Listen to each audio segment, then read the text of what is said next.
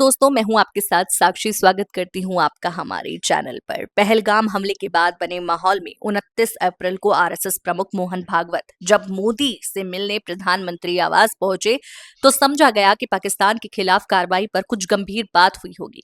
लेकिन अगले ही दिन कैबिनेट के फैसलों की खबर आई तो साफ हो गया कि मुलाकात का मुद्दा तो जातिगत जनगणना रहा होगा। अब तो पक्का हो गया कि मौजूदा राजनीतिक समीकरणों के दबाव में बीजेपी सरकार के जातीय जनगणना कराने के फैसले को संघ को भी मोहर लगानी पड़ी है। देखा जाए तो संघ हमेशा ही कास्ट पॉलिटिक्स के खिलाफ रहा है, क्योंकि संघ के हिंदुत्व के एजेंडे में जातीय राजनीति बहुत बड़ी बाधा रही है। आखिर ये मजबूरी नहीं तो क्या है? कहाँ एक मंदिर, एक कुआं और एक शमशान भूमि की पैरवी करने वाले राष्ट्रीय स्वयंसेवक संघ अब अपने ही रुख बदलने को मजबूर हो गए हैं। सार्वजनिक तौर पर संघ और बीजेपी के ने कभी जातीय जनगणना जैसे मुद्दों का विरोध नहीं किया है, लेकिन सामाजिक समरसता के लिए हमेशा ही सभी जातियों की एकता की बात की है। लेकिन हालात तेजी से बदलने लगे हैं और जातीय जनगणना कराने के फैसले तक पहुंचने में लोकसभा चुनाव 2024 के नतीजों की सबसे बड़ी भूमिका लगती है। अगर बिहार में विधानसभा का चुनाव नजदीक नहीं होता तो बीजेपी सरकार जातीय जनगणना कराने की जल्दबाजी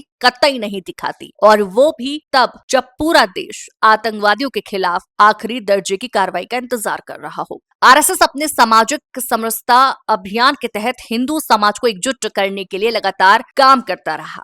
संघ के हिंदुत्व के एजेंडे का समाज पर जो भी असर पड़े, लेकिन वो जाति के आधार पर भेदभाव और समाज के बंटवारे के हमेशा ही खिलाफ रहा। संघ जानता है कि जाति को पूरी तरह मिटाना अभी संभव नहीं है, लेकिन वो ये भी नहीं चाहता कि जातीय आधार पर समाज में नई दीवारें खड़ी हो जाए और उस पर राजनीति होने लगी। और यही वजह है कि खुले तौर पर संघ ने कभी जाति जनगणना जैसी मांग का विरोध नहीं किया, लेकिन सपोर्ट में भी कभी खड़ा नहीं नजर आया। अब भले ही बदलना पड़े, लेकिन शुरू से ही संघ का स्टैंड यही रहा है कि जाति जनगणना को कभी किसी पॉलिटिकल टूल की तरह नहीं देखना चाहिए। काफी पहले आरएसएस के मुख्य प्रवक्ता सुनील अंबेडकर कह चुके हैं, जाति संबंधी मुद्दे संवेदनशील हैं और राष्ट्रीय एकता और अखंडता के लिए बहुत महत्वपूर्ण है।